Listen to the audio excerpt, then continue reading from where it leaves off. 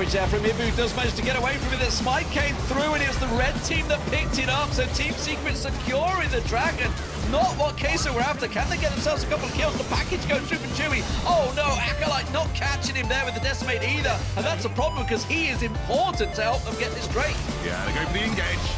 Getting straight in there, it's going to be Hammers that gets in and out, but there's, again, without Ibu being here, they don't have that consistent damage to keep them alive. Ibu finally gets back to the party, and now Team Queso can turn this back in their favor. And Tatsuri is that player right now on his set, despite the scoreline not being particularly impressive. He has had it really... Oh, we're going in again. Top lane. Oh, well, they're going in again, but Andre was actually looking to walk in. Tatsuri! That wasn't even close. Oh, not sure I agree with this one. They have zero vision down here at all, whereas Team Secret see everything. Hammers goes in, does get a great knock-up on there. The Stasis comes in for Ibu. What can he do about it? He's decimated, he's gone, absolutely destroyed. Asa getting focused on, but look what comes around the backside. Tatsuri has arrived, and that is danger, danger, danger, Team Queso, as Tatsuri looks to clean up. Nowhere there for them to go, and that will be a 3-for-1, and almost certainly the power for Secret. It's a bit of a rough one here for Team Queso. Yeah, absolutely. We know it was a risky comp to come through to start with. Acolyte trying to help out and do what he can, but now Tatsuri is just an unstoppable machine as he runs on through the team, and it is another 4-for-0. Oh, here we go. Committal. Hammers taken low, but not finished off. Ruiz Ghost Ray doesn't really have the mana to back this up. He's gone in. Asa's going to turn it around. Gets one. Should be able to get a second. He can go clean up here. Asa with a massive play. Ibu in all sorts of trouble. The ward's not going to help out, and Asa gets himself the triple. They can't, yeah. They can't push this. They can't push this. They got to realize they're going to get claps around the side. They're trying to take the action. They do manage to get Tatsuri down. That is a good engage. They go cold in the mid there, and they're going to try and get it down. Hammers taken low. Don't get baited into go for Hammers once again. Triple the target. Chewy will get picked off. Can they get themselves another? But now they've got to worry about the danger factor. They could well lose an inhibitor turret while they go for this fight.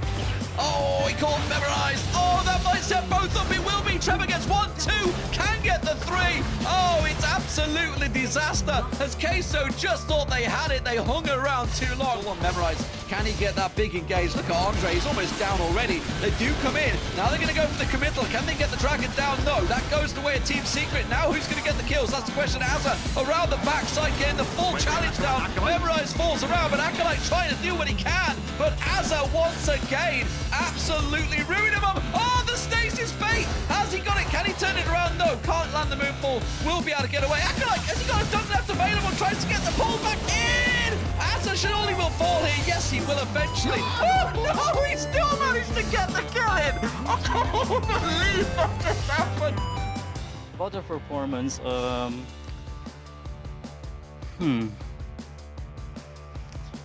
I expected much more from their performance, and I was a bit disappointed. Disappointed. I want to know a bit more about that, Azar, because you had a very much of a pop-off game against Acolyte, who is considered a backbone of their team. So when speaking specifically about that Baron Lane matchup, is that where some of the disappointment came from, or is it their team as a whole? Probably the team as a whole. Really, really. I mean, part of that, though, came from the fact that you all looked extremely strong as a cohesive unit. When it comes to that first loss of the series that you had on the first day to now, how do you compare your current feeling as a team within this overall competition?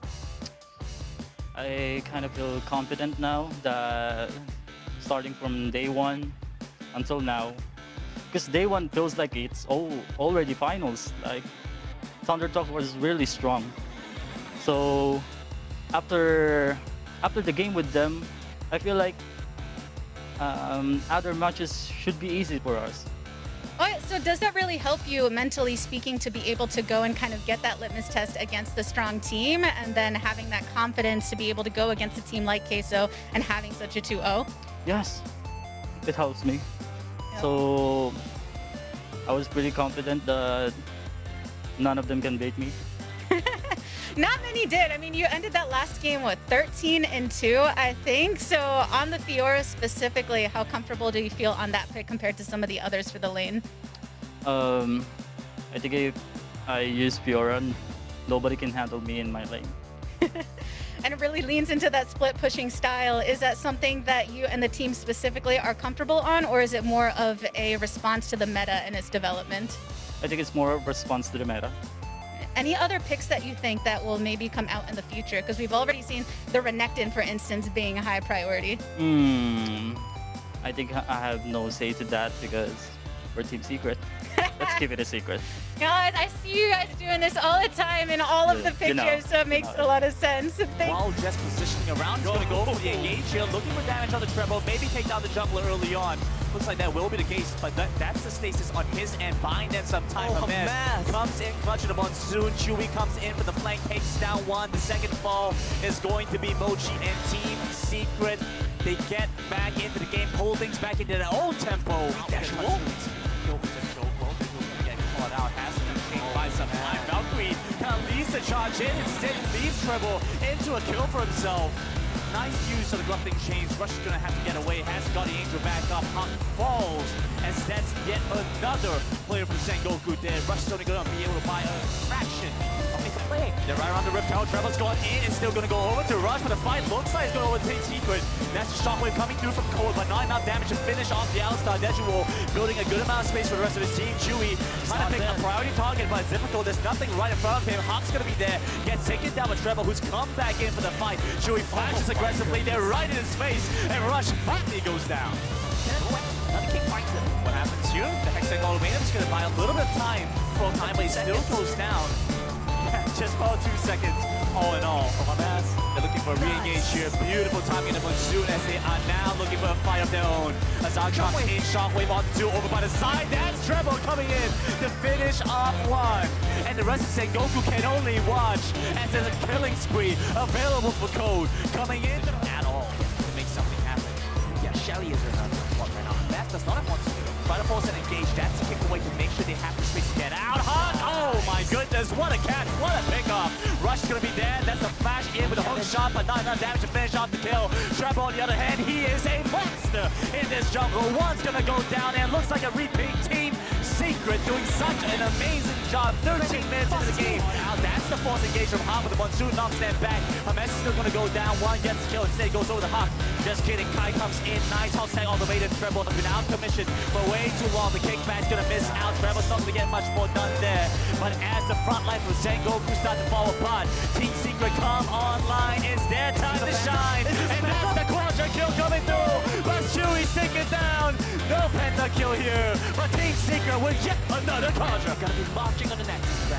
Right onto the Nexus and taking that 2-0 win in this series makes Team Secret unlocked, moving into the knockout stage. I don't know what to tell you there. I'm very happy with the Team Secret that we saw here today. Even though they played the same comp, they played the same draft in both games, they show a Welcome to the post-match interview following the Team Secret victory against Sengoku Gaming. This does mean that you've secured a spot in knockout stage. How are you and the rest of the team feeling about that? We feel so great that we are the second seed in the knockout stage, and we will do our best there. Yeah, and in this particular series, Team Secret came out extremely strong, though it did feel like a bit of a slower start in game number 1, considering both teams are usually very aggressive. Did you feel like that, and if so, why? We just did what we do. We just avoid their team fights because their team fights is so strong at start. So, yeah. And you were playing with Code at this time around as well. Can you tell me a bit about Code's style and maybe how he compares to Tatsuri when laning with him as well on the team? He's more on the mage champs.